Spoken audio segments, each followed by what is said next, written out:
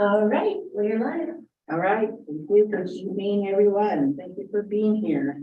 It is Tuesday, March 9th, 2023, and I now call to order the 2117th regular meeting of the City of College Place City Council. Oh, I didn't see the time, but it's 7:01. Sherry, will you please take roll call? Mayor Hernandez, Mayor, President. Councilmember Jessup, Present. Councilmember Goodland, Present. Councilmember Espinoza, Present. Councilmember Peterson, Present. Councilmember Williams is not present. Councilmember Sherman, present. And Councilmember Boyle has asked to be excused. We do have a quorum. Great, thank you. All right, will you please join me in the pledge of allegiance? I pledge allegiance to the flag of the United States of America and to the republic for which it stands, one nation, under God, indivisible, with liberty and justice for all. All right, thank you. For public comment. Sherry, did anyone submit a comment in advance? I did not receive any comments. Okay, do we have anyone online? We have 2 attendees. Okay, if there's anyone online who would like to speak now for public comment, please raise your hand. If you're on by phone, *9 will raise your hand. No one? Okay. Then let's move on to the consent agenda. It consists of the agenda for tonight, May 9th, 2023. The council meeting minutes for April 25th, 2023. The council workshop minutes for May 2nd, 2023. The April 2023 check register financial reports, and excusing the absence of council members Boyle and Williams. Are there any items anyone would like to move from the consent agenda at this time? No, but I have a question. Is that okay? Yeah. The financial approvals, did they get stacked up a bit, or was I behind? No, they were, February and March were together. Okay, that's what I thought I missed. Okay, no, yeah. Yeah. Thank you, thank you. And we're up to date. Yes. Yes. Yeah, okay, thank you. If there's nothing that any council member would like to move at this time, is there a motion to accept the consent agenda? I'll make a motion to approve the consent agenda as presented. Thank you. I'll second. Perfect. All in favor, say aye. Aye. Any opposed? All right, the ayes have it. The motion is passed. There's no presentations tonight, so we're gonna move on to public hearings. There is one public hearing tonight on the Community Development Block Grant 2023 application for Safe Walk College Place, and Mr. Wizatello is going to present on that. Yes, certainly. So this occurs every year around this time. So utilizing our census block group geography, we do qualify for community development block grant funds in the area bounded by Evans, Academy Way and Bade over to the west, and then Ash and Birch to the east, Rose to the north, and then Sunny to the south. So we can usually do sidewalk, other types of infrastructure, as long as it's not on a street that's above an census block group that's actually above the LMI threshold for low moderate income. And in past years, the state has awarded us grants from this program to build sidewalk over on Davis behind the university from 2nd to Whitman. Bade from 5th to 6th, 7th to 10th, 12th, from College of Bade, and then right now we're in the process of constructing sidewalk on 6th between College and Davis and 8th between College and Bade. This next go around is going to the next level of sidewalk, which would be Southwest 2nd between Davis, and then the sidewalk terminates about 2/3 of the way to Academy Way. And then also on Northwest B Street between College and the eastern leg of Spagnuolo Loop. you'll notice that compared to previous years, it's a little bit, less of a duration of length. And that's mainly cover ourselves because inflation and these CDBG projects has been a killer. And then also they have an unofficial policy where if you get anywhere near $750,000 in a request, they tend to downgrade your proposal. So there's a sweet spot to essentially get these grants. So that's what we are aiming for. So the Cliff's Notes of this is sidewalk over on Second and B Street. All right, thank you. Are there any questions or comments, council member? No? Council member? You know, Mike, I think in the past we had, it was interesting, Southeast Broadway. That's the street that goes off at 12 heading south, you know? That won't qualify for it because the census block group line runs right down the middle of Broadway. On Broadway? Yeah, And the same with, adjoining, South Road, streets there that are gonna be, yeah, okay.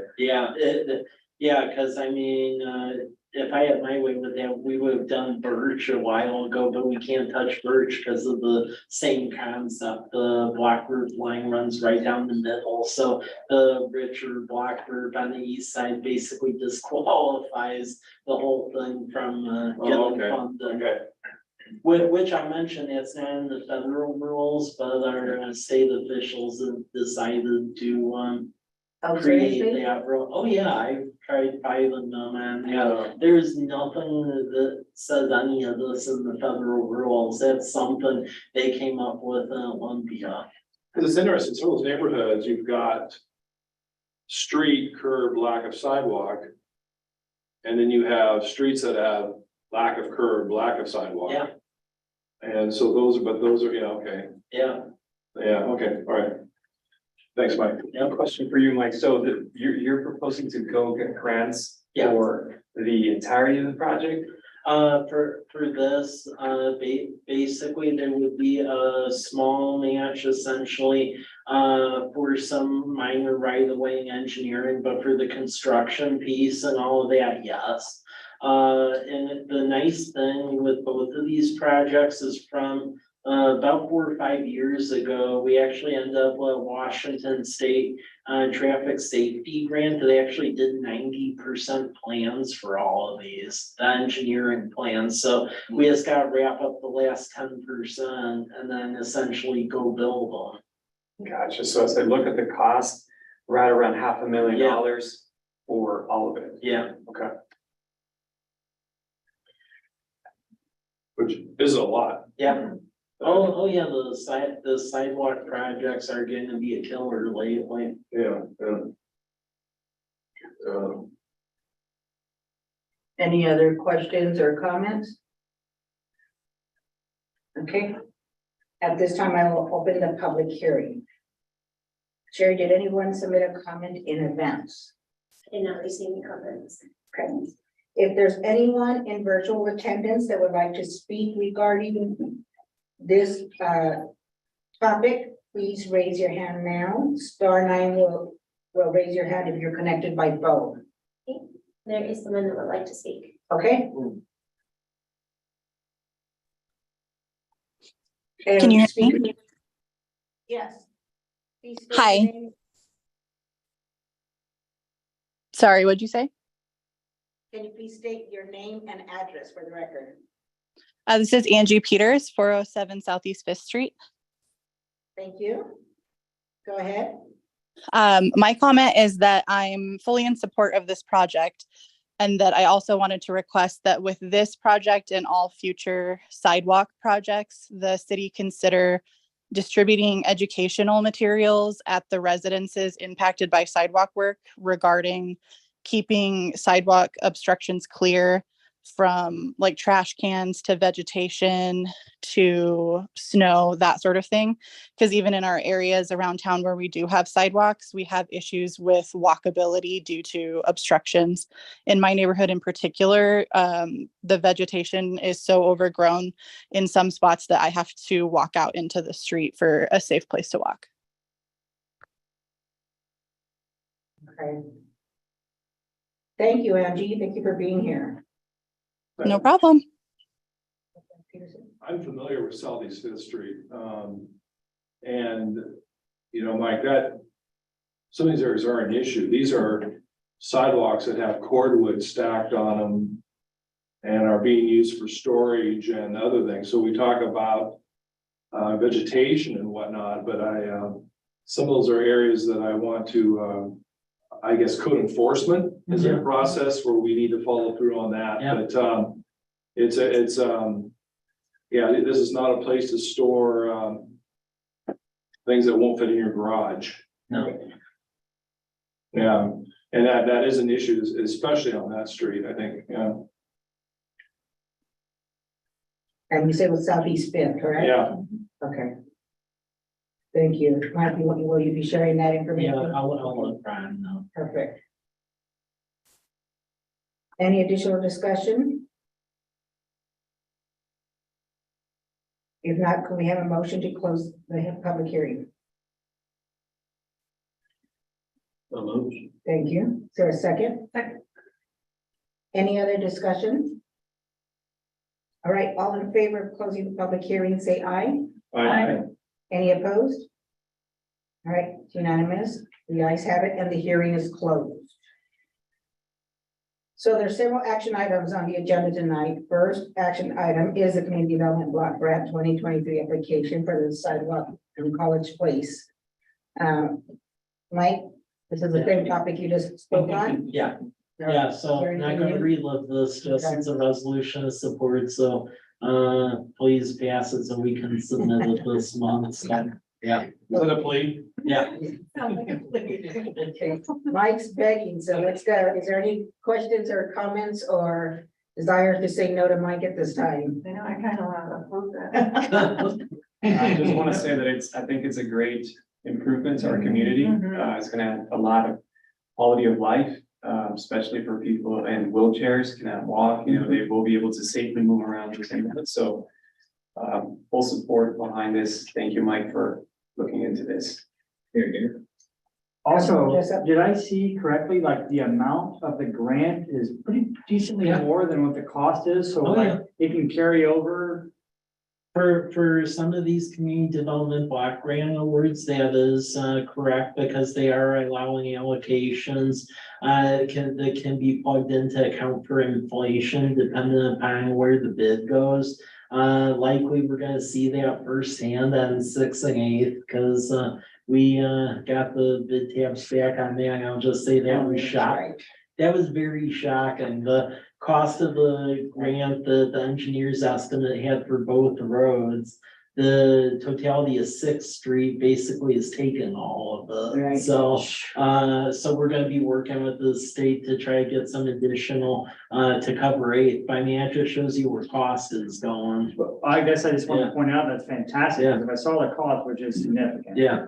But the grant itself. Yeah. There's a big buffer there, so that's fantastic. Yeah, and that's mainly because this is meant to benefit the low moderate income neighborhoods, so that's why they do that, but as I've said many times before, the challenge is that those streets, the straddle, the high and the low income, block groups get left out in the cold. Yeah, awesome, thank you.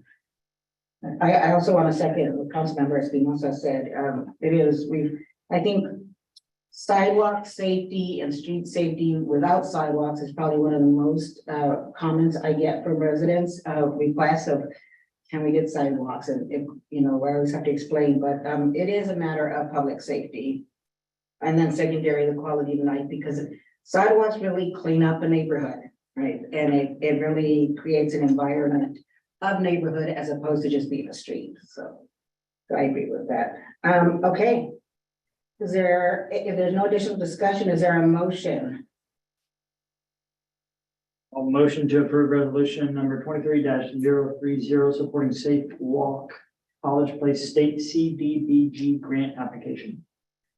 Thank you. Is there a second? Second. All right, any additional discussion?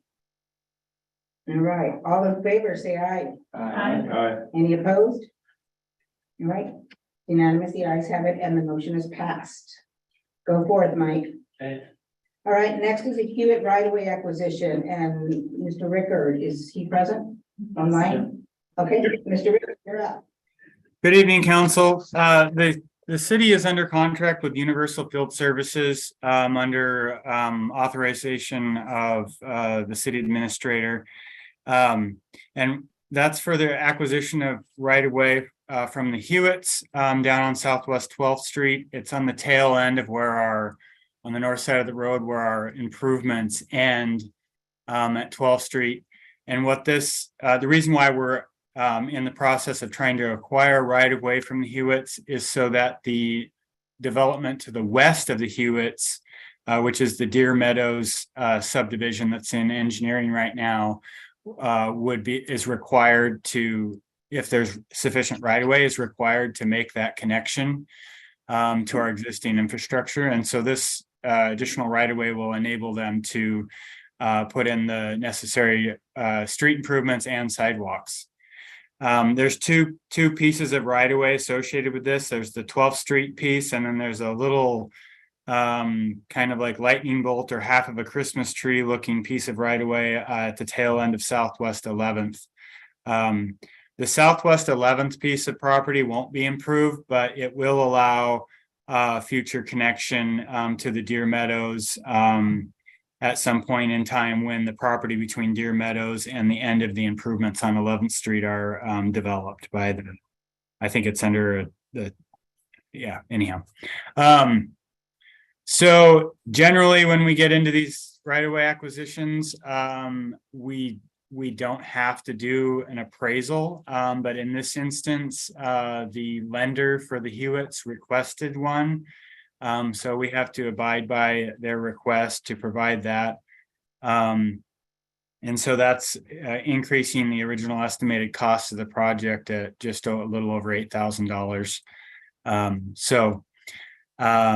We're requesting that you authorize this increase. The new contract amount is $18,160.93. Before we do, once we get through the appraisal process and come to a determination on the value and make a proposal for the purchase, the final amount likely will have to come back to council for authorization because it will likely exceed the city administrator's authority. So, any questions? All right, the council members, any questions on this acquisition of right-of-way? Councilmember Peterson? Yeah, Dale and Susan Hewitt are in full agreement with this process, I'm guessing. Yes, we contacted them early on and they have no objections. It's just a matter of, jump through the hoops and satisfying the lender for the most part. Okay, thank you. Any other questions or comments? Councilmember Cleveland? Is it Deer Meadows then that will actually be putting in this road, or is that something we're planning to future date? Deer Meadows will improve the north half of Southwest 12th Street to their development. So this entire, I think it's like 160 feet or so of frontage on the Hewitts property will be improved by Deer Meadows, including sidewalks that'll tie into existing improvements on 12th. Great, thank you. Any other questions or comments?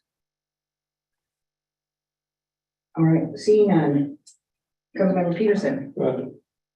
I would move to authorize the city administrator to sign agreements. Supplement number 1 with Universal Field Services, Inc. for a new contract amount of $18,160.93 plus escrow and incidental costs required to close the transaction between the city and the Hewitts. Thank you. Is there a second? I'll second. Thank you. Any further discussion? All right, all in favor, say aye. Aye. Any opposed? It's unanimous, the ayes have it. I didn't hear Councilmember Williams vote. Oh, Councilmember Williams on? Yep. Oh, Yes, I'm sorry, I completely lost track of time. I was like, what, it's after 7, but yes, I couldn't find my mute button, so. In there. Thank you. all right. Thank you. All right. Thank so you. It's unanimous, the ayes have it, the motion is passed. Thank you, Mr. Ricker. All right, next thing on the agenda is Washington Secretary of State organize the file room grant. And Mr. Carlton's gonna continue his presentation on this. We spoke at the workshop on it. Thank you. Good evening, council. We brought this item in the workshop last week, and we're asking for support for this grant application. What it'll do for us is provide us some part-time staff and some opportunities to help us with our archiving of paper documents. From getting filing cabinets, for hiring a part-time person, help us sort through our room of documents downstairs or documents in people's offices, and potentially come up with an inventory process so we can keep track of all the paper documents we have. And I know it would be nice to be all electronic paper, but so far it's not quite there yet. We still have a substantial amount of paper to deal with. So we're asking for support for allow us to do this grant application. Thank you. Any questions or comments? All right, if there's none, is there a motion? Councilmember Williams, I'll move to adopt resolution 23-031, which supports grant application to the Secretary of State Public Records Grant Program for an intern and associated supplies to assist with public record projects. I'll second. Great. Any additional discussion? Right, all in favor, say aye. Aye. Any opposed? The ayes have it and the motion is passed. Thank you. Thank you. Next, Mr. Zatello is going to present on the drinking water hydration station policy. Yeah, so we presented this at the past meeting, and this has gone through the Park Harbor and Recreation Board, and this merely sets forth a policy that will say we've unofficially been following for several years now about when we're improving public spaces, having a hydration station. So for example, Perseverance Park, there was one added. In fact, there even has like a area for dogs to drink water at too with that. So we've been doing that and we'll be doing it at Lions Park, and we recently got the grant we filed a while ago to improve Veterans Park. So I mean, this is just an ongoing thing, and it just memorializes what we've been doing. And I would also say this is the last policy to adopt from the built environment policy wise. This check boxes everything for the built environment section of becoming blue zone certified for the city. It's great. Great. Any questions or comments from council members? Councilmember Cleveland. Great, I'm really glad we're integrating this as a policy. One question I had, is there like a schedule when we turn on and off, like the water stations themselves? There isn't really a schedule, because it really depends upon the temperature and if they're predicting it's going to do a freeze thaw, because we don't want to be putting water pipes in essentially blow out the water pipes. I mean, usually we'll put some sort of an announcement on our social media once we believe that there's a sustained amount of warmth where we aren't going to have to shut it down again, but it's hard to pinpoint on an exact date year to year. Weather permitting them? Yeah. Thanks. Any other questions or comments? That's a good point. All right, if there's none further, is there a motion? Make a motion to adopt resolution number 23-032, creating a hydration station administrative policy for public spaces in the city. Is there a second? Second. Perfect. Any additional discussion? All right, all in favor, say aye. Aye. Any opposed? The ayes have it and the motion is passed. All right, the last on the agenda is the IT network service agreement for Price Computers. And Mr. Littell is gonna speak I'll on that as well. Yeah, I'll introduce this now, primarily turning over to Brian and Bree. I wish to thank them both, with pushing us through, while I was dealing with my family emergency back in Chicago, so it's greatly appreciated.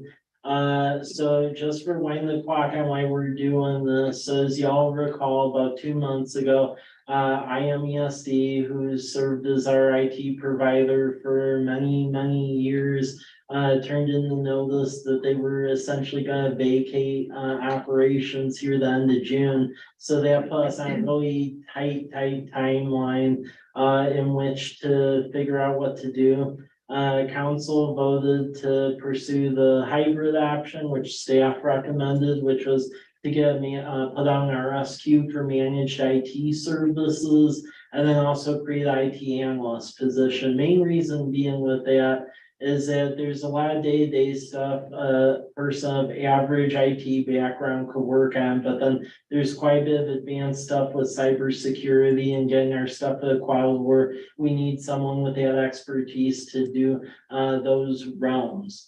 With our RSQ process, there were 4 proposals, 3 of them were on time, the 4th one came late.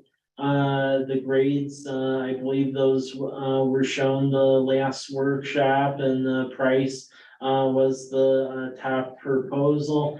Since that point, I do know Brian and Ree have been dealing with the litany of questions or concerns with this, and we've been working on that pretty much up to and including today. So yeah, Brian, Ree.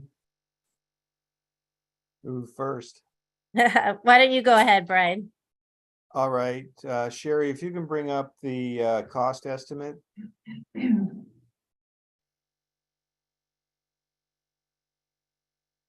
So really there's a lot of charges from Price that are based on time and materials cost perspective, and it's very difficult to determine exactly what we're going to need on a yearly basis from them. So what we did is we took their base program components and calculated out what we think is going to be the base monthly fee for the year. And you can see we took in that first section basically the programs that we need from them, and a total monthly cost is going to be $4,412.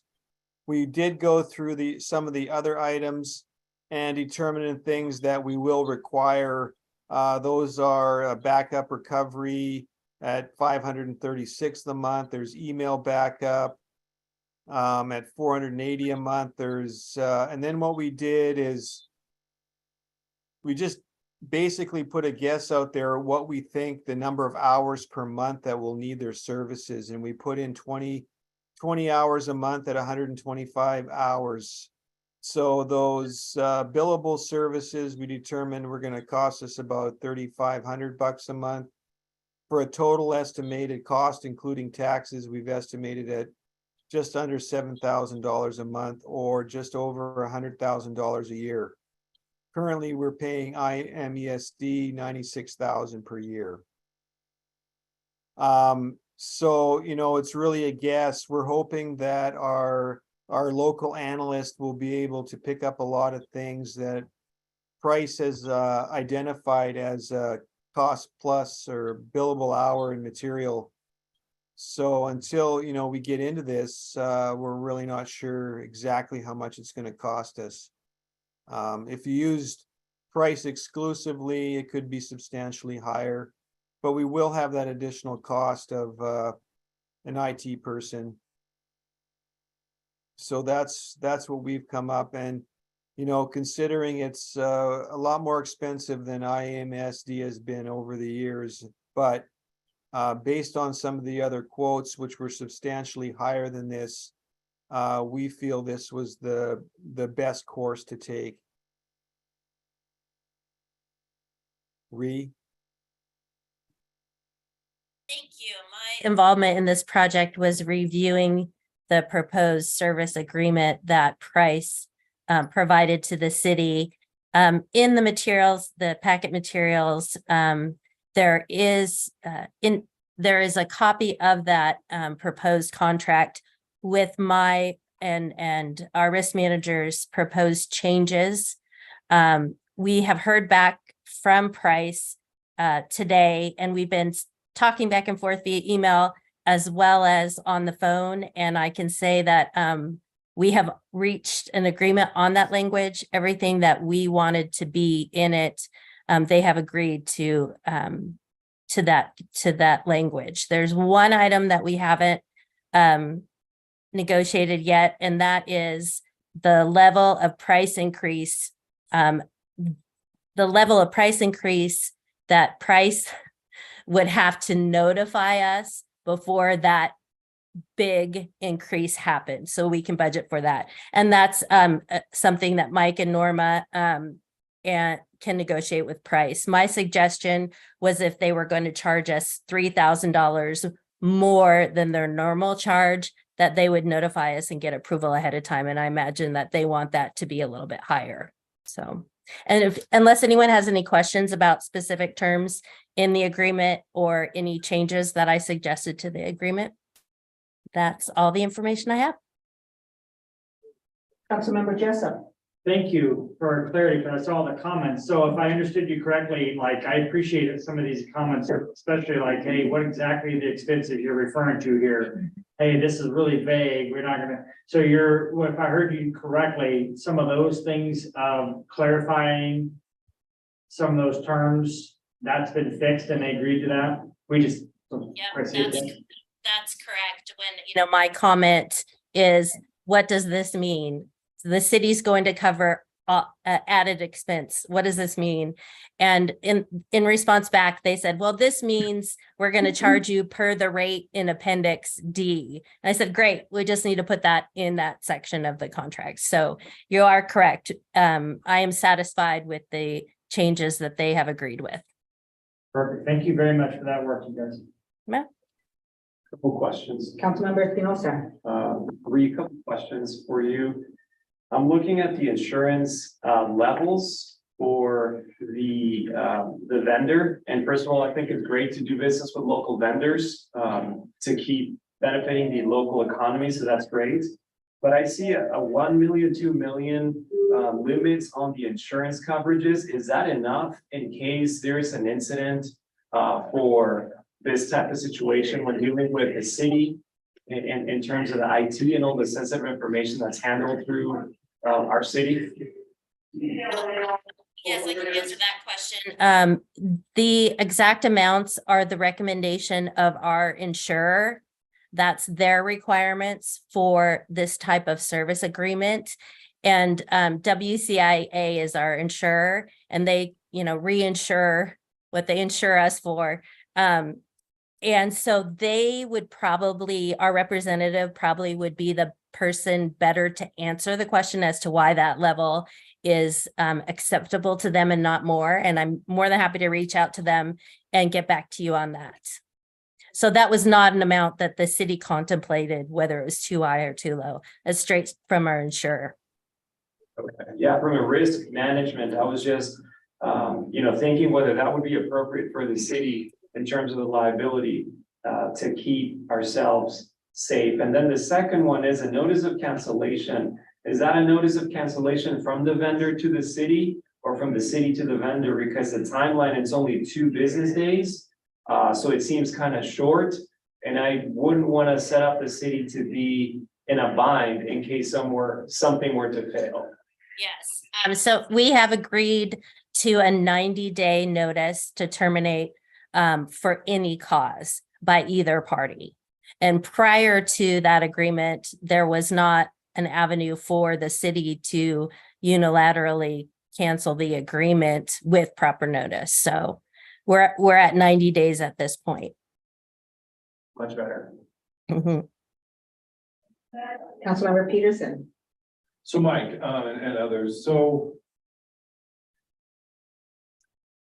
Are they managing our existing servers, or are these their servers, or is this cloud-based, or? So they would be managing our servers. Now, what I will couch that with though, is that keep in mind this year in our IT budget, we budgeted to move our office finally at 365 because most agencies, with the exception of us, have done that. So we'll be doing that because that has extra layers of security. And so really they'll be helping to run like both things primarily. Once we have Office 365 going out at the gate though, I really think that's something our full-time analysts could help with, because once you have everything set up, it's merely just monitoring it at that point.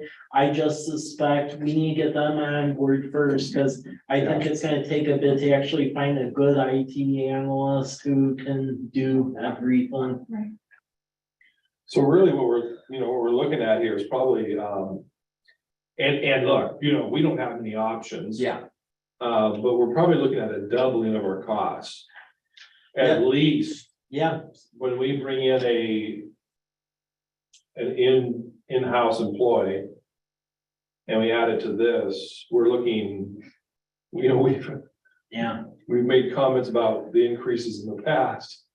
But this is probably gonna be double or more than where we've been, correct?